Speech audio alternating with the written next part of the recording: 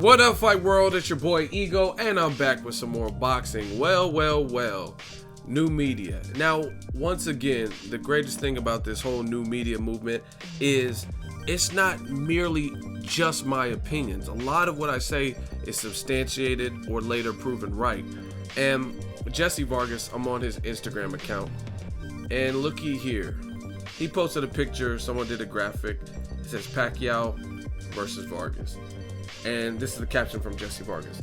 Once this fight gets confirmed, I promise to all my fans I will give an outstanding action-packed performance that would lead to an entertaining fight. Hashtag Team Vargas, hashtag victory. And then he mentioned his trainer, Dewey. So, what did I tell you guys for the longest? Pacquiao versus Jessie Vargas. Now, aside from this mere Instagram post where he says that I hope once it's confirmed, and there's also reports and articles saying that Crawford is out from Michael Conks on the LA Times, and they did an interview with Pacquiao's advisor, Michael Conks, and they said they did not like Terrence Crawford's style. He's out of the running. Now, the list kept getting dwindled down. First it was Adrian Broner, then it was Danny Garcia, one of those two. Then they got removed for the list. I made videos about that, which I'll talk about in this video. Then the list was the Crawford Postal winner. We know Crawford beat Postal, easy work, and won mostly all the rounds, knocked him down and hurt him several times. And Postal admitted that he was hurt by Crawford, and that's on the post-fight press conference. You guys can check. It's on the channel, Boxing Ego, YouTube. And Crawford wins. Now they say, oh, we don't like his style, or at least Pacquiao's advisor. And the last two names in the hat that I seen from Bob Arum was Crawford Postal winner, which obviously again was Crawford. They just ruled Crawford out. So ding, ding, ding. What do we have for it, Johnny? It looks like Pacquiao versus Jessie Vargas. Now again, new media. You guys, I don't delete these videos. I made a video 1 week ago. Freddie Roach wants Manny Pacquiao to avoid Terrence Crawford fight next. A lot of people said, hey, Ego, you're full of shit. You're lying. Pacquiao doesn't duck anybody. He'll fight him. Just wait till it's announced, right? I did this other video a week ago. Manny Pacquiao says yes to Terrence Crawford per Arum. That's what Bob Arum said. And then days later, Freddie Roach is saying no after Postal got destroyed, his fighter, who Freddie Roach teaches, right? So keep going. We'll look at some other videos. I made a video 1 month ago when Keith Thurman first called him out recently. Not first because he called him out before this, but in recent memory. And it has 125,000 views 1 month ago. It's a month old. Keith Thurman wants Manny. Love to see a contract with Pacquiao's name on it, Boxing Ego, right? So that would have been a great fight. My dude Troy King, shout out to him. He did a prediction, said a month ago, says he believes Keith Thurman would leave Pacquiao sunny side up or knock him out, right? Keep going. I was at the Porter gym. Porter said he would love to fight Manny Pacquiao, right? So you can click on all these videos. These are all still up. I made a video 2 weeks ago. Why no pressure for Manny Pacquiao versus Keith Thurman, a young, strong welterweight champion? That was my question. And again, more of the same from the die-hard fans who aren't going to be objective. And then I did other videos talking about the situation with Pacquiao. I said Manny Pacquiao versus Jessie Vargas, and why Garcia Broner said no to chump change 2 weeks ago before this announcement, because I knew who they were going to pick. This is like some of the oldest tricks in the book when it comes to top rank, right? They throw 5-10 names out there, and usually the ones for Pacquiao at least that we least want to see, that's the person who ends up getting it, because the other people were kind of smoke screens. Those were like hoaxes and decoys and holograms that weren't really intended. They did this in the past with Canelo. Oh, Pacquiao, Canelo. Oh, and then Bob Arum was like, hey, they never even called us to try to make the fight with Canelo or whoever. And other guys like Amir Khan, just a ton of people. You hear all these names. Now, I met Jessie Vargas, cool dude. I like other fights for him, but I don't like the Pacquiao fight. And I'm going to break down kind of why I don't personally. Like, you look at Jessie Vargas, he looked good versus Saddam Ali, a guy who was still kind of in the prospect stage, right? Saddam Ali still had no big names on. He was a mandatory working his way up, a former Olympian. So that was a great win for Jessie Vargas to end up stopping him. But it's a big difference when you catapult up through the ranks to a guy like Manny Pacquiao. And I don't really believe in triangle theories, but sometimes you have to look at certain things when it comes to triangle theories. So, for example, Pacquiao beat Bradley, in my opinion, 3 times. So the third fight, we didn't even need to see Pacquiao-Bradley 3, which they gave us anyway, right?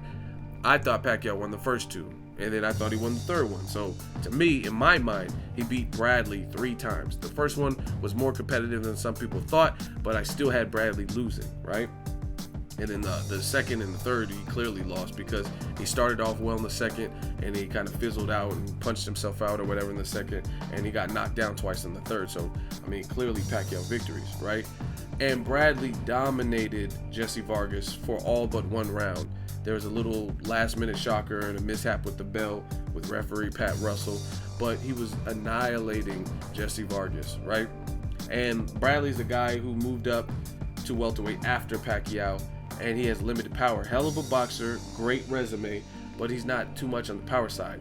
And just with his movement, athleticism, and limited power, and just his overall boxing ability, and he wasn't actually boxing Jessie Vargas. He was fighting a super aggressive fight for 11 rounds, and then all of a sudden in the 12th round, he tried to box, and he completely switched the game plan, which allowed Jessie Vargas to close in, time him, and catch him with a perfect shot that stunned him and rocked him and had him badly hurt or whatever. But those 1 round and then beating Saddam Ali does not mean you're ready for Pacquiao. So again, I don't believe in triangle theories, but when I look at what Bradley did in his success, I don't really give Jessie Vargas much chance to beat Pacquiao. Pacquiao has power. Pacquiao's a southpaw. Pacquiao is good with his in and out, like boo, boo, boo, sidestep, move, shift, angles. He's hard to gauge. You have to be like really a supreme boxer. So very disappointing. Again, this fight is not 100%, but Pacquiao's advisors said they ruled out Crawford. Jessie Vargas is posting this. And then also Pacquiao and his longtime, I don't know what his role is, manager or whatever, Pineda, is saying that Pacquiao has chosen Jessie Vargas. So to me, I'm not understanding where they're going with Pacquiao's career. Like, the whole retirement is one thing. That was one of the shortest lived retirements ever, right? And to come out of this, he should have just said, I'm not retiring, you know what I mean? But to come out of a retirement and this is your fight, like people complain about Mayweather versus Berto, which wasn't the best welterweight fight either, but Berto at least poses somewhat, I mean, he's powerful and whatnot, and I'm not saying that was the greatest fight, but again, that was a fight to complete a Showtime deal, a contract, and then he retired.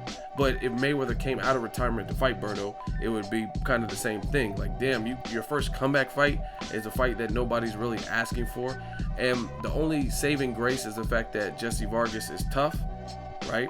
And the other thing is he's a champion, but he won that championship through a vacancy. I'm a true boxing fan. I study the sport, and for me, I'm okay with the fighter winning a vacant belt. Like Timothy Bradley beat Jessie Vargas for a vacant belt, but the big difference is Timothy Bradley has been a champion without vacancies. He's beaten champions, you know what I mean? He's defended against quality names. He has a good resume. So it's not just about winning a vacant belt. It's also about, have they been a champion before? Have they defended? I look at all those things. Like you look at David Lemieux. I said this. One of the reasons I knew Golovkin was going to crush David Lemieux is he has power, but he was a new champion. His first title defense, he's fighting the top dog.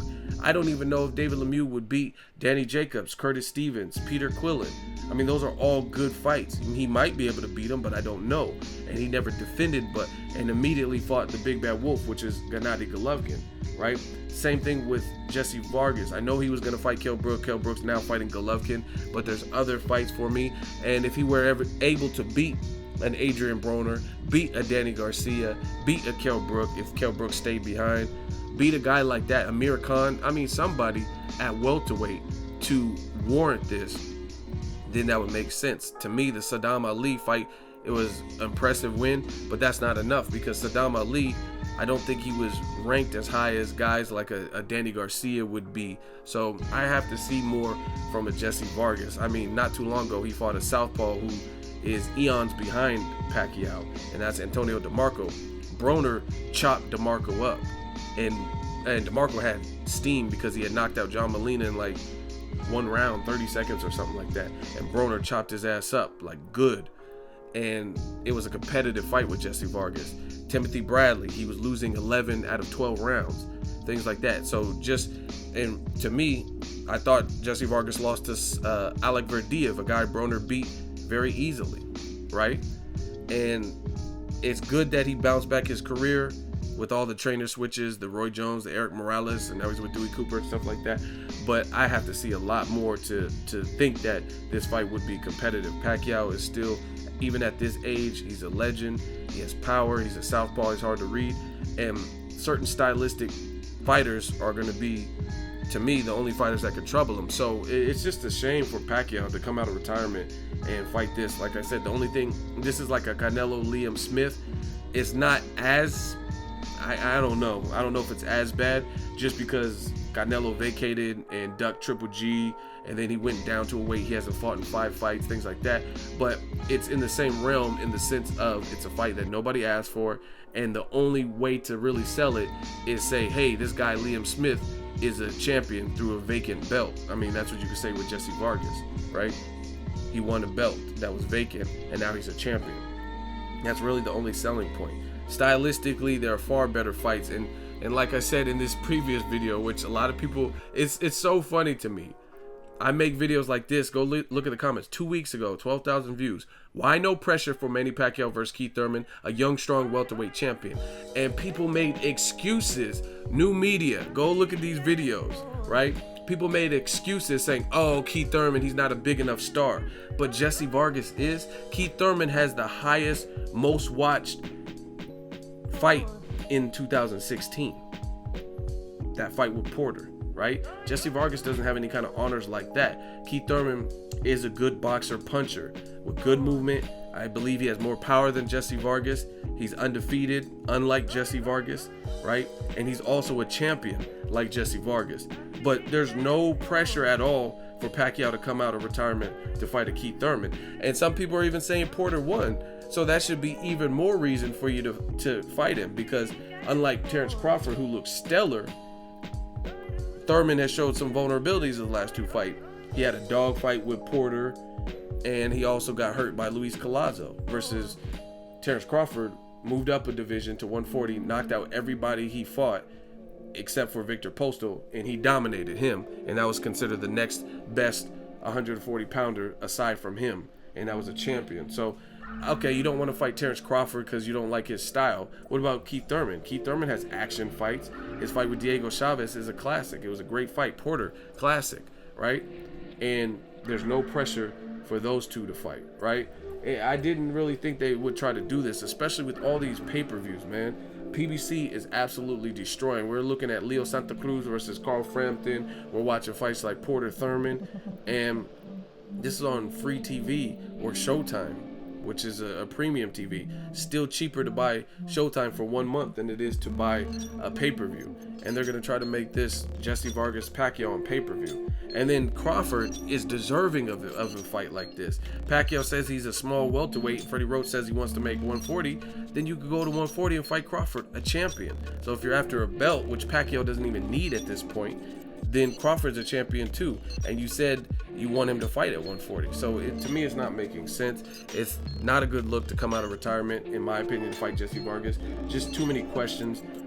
And the only selling point is he won a vacant belt by beating Saddam Ali. And keep in mind, the only reason that Saddam Ali versus Jessie Vargas was a title fight was because Timothy Bradley had got stripped of his WBO belt to face Pacquiao a third time. You know what I mean? Obviously, Bradley doesn't need a belt to define him either. When you get to that level where you already have a deep resume, you've already held the belts and paid sanctioning fees and stuff like that, you don't necessarily need a belt to define you. People know how good you are and that you're a premier athlete.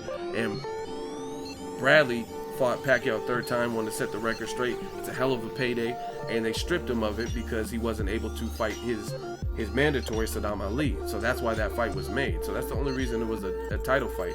So with no title defenses, I don't want to see a new champion go in there against Pacquiao like that. You know what I mean? Even Keith Thurman has title defenses.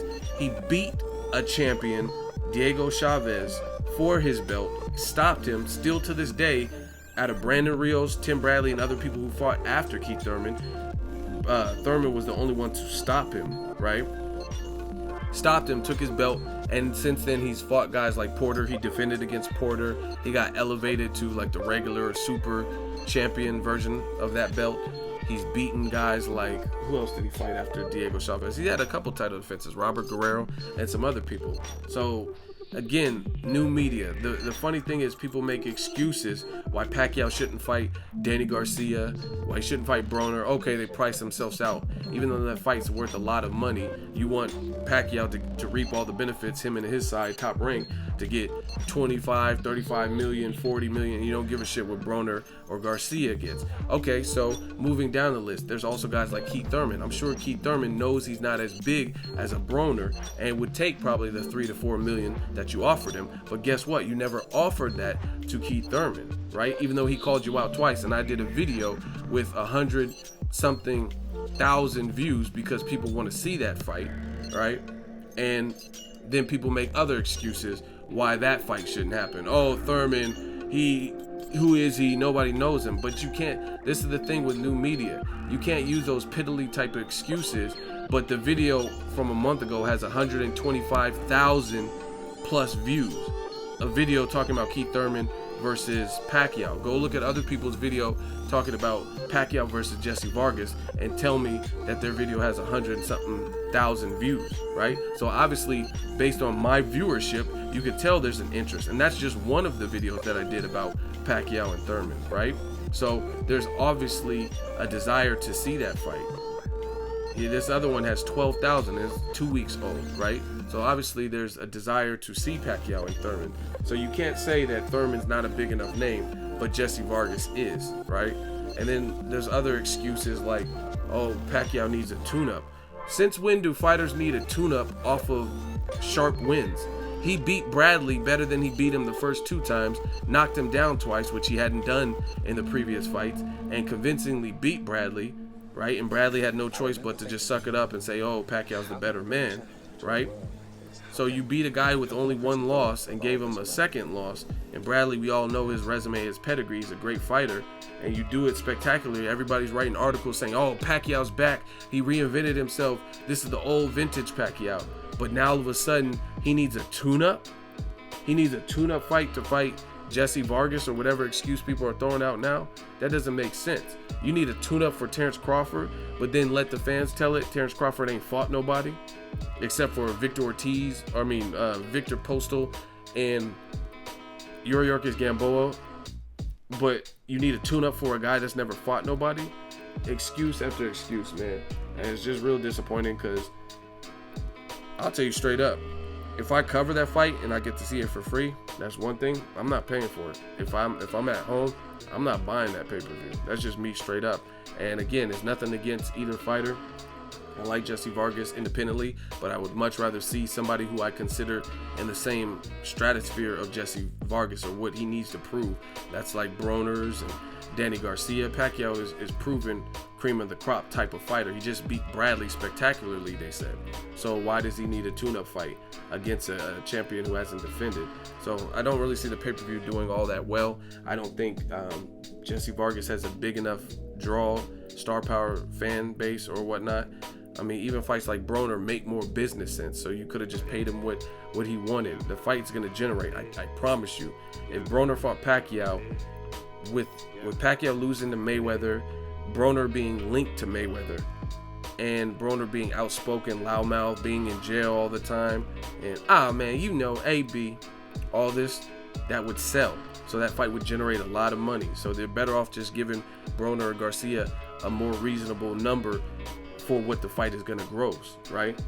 It's just like, let's say The Rock is going to be in a movie, G.I. Joe or some shit, Fast and the Furious, and the Fast and Furious franchise has proven to be gross a lot of money, and this new Fast and Furious they think is going to gross $500 million, and they want to give The Rock 120,000. Yeah, 120,000 is good for everyday Joe, but The Rock is not going to take that because he knows what his star power, what his name, what he's built, what his brand will bring to that franchise. So you're not going to shortchange him. You know what I mean?